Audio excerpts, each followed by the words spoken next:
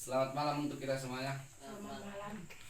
Baiklah, perkenalkan, nama saya Elis Fernando Lumban Gaul. Di sini saya akan mempresentasikan hipertensi. Hipertensi adalah di mana keadaan seseorang memiliki tekanan darah sistolik lebih dari 140 mm hidrogium atau tekanan darah diastolik lebih dari 90 mm hidrogium pada pemeriksaan berulang.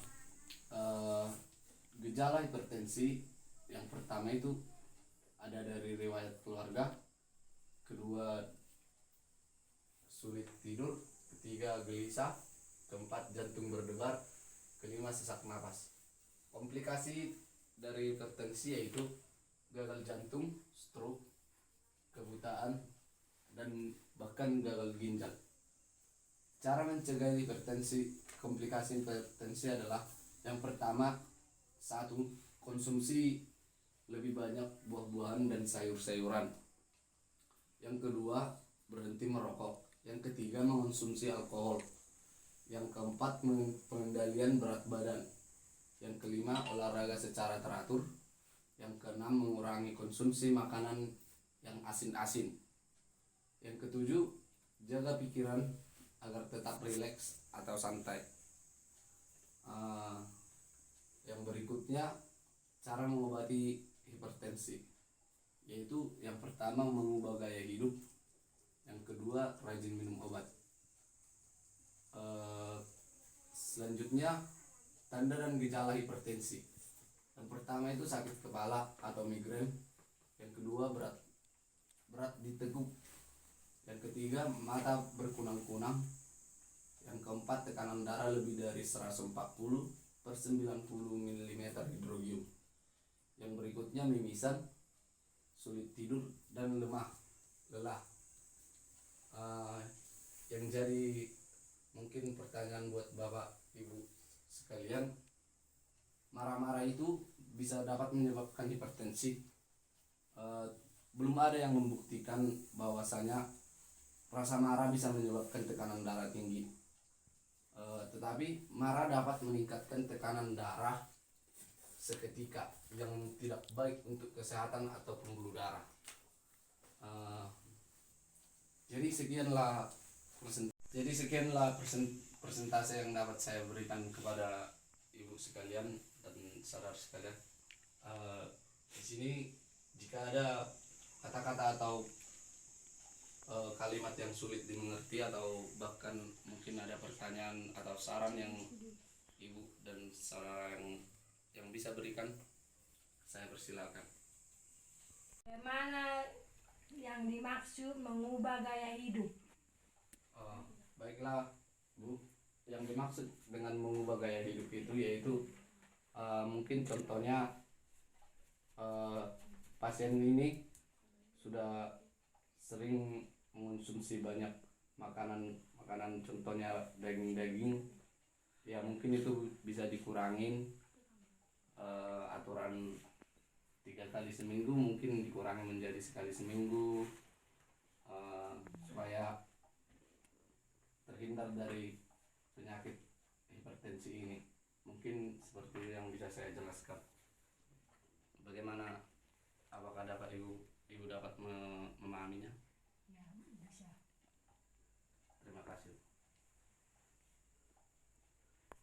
Baiklah Bu, kalau tidak ada pertanyaan lagi, sekian persentase saya hari ini. Atas waktunya saya ucapkan terima kasih banyak. Salam sehat. Baiklah, selamat sore Ibu. Selamat sore. Kita berjumpa lagi. Di sini saya akan memberikan penjelasan sedikit lagi tentang hipertensi ini. Jadi di sini kendalikan hipertensi dengan patuh. P maksudnya pemeriksaan kesehatan secara rutin dan ikuti anjuran dokter. A, atasi penyakit dengan pengobatan yang tepat dan teratur. T, tetap diet dan gizi seimbang. U, upayakan aktivitas fisik dengan aman. H, hindari asap rokok, alkohol, dan zat karsinogenik lainnya.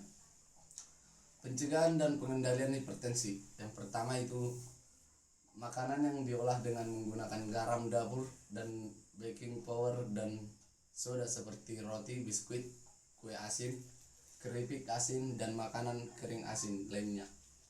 Yang kedua, bumbu seperti kecap, bumbu penyedap, saus tomat, sambal botol. Yang ketiga itu ada makanan yang diolah dengan garam dapur atau diawetkan seperti ikan asin, dendeng, sosis, abon, udang kering, terasi, telur asin, acar, dan nugget. Yang keempat, minuman bergas seperti bersoda, misalnya Sprite, Fanta, Coca-Cola, margin dan mentega keju. Yang terakhir ada atur pola makan.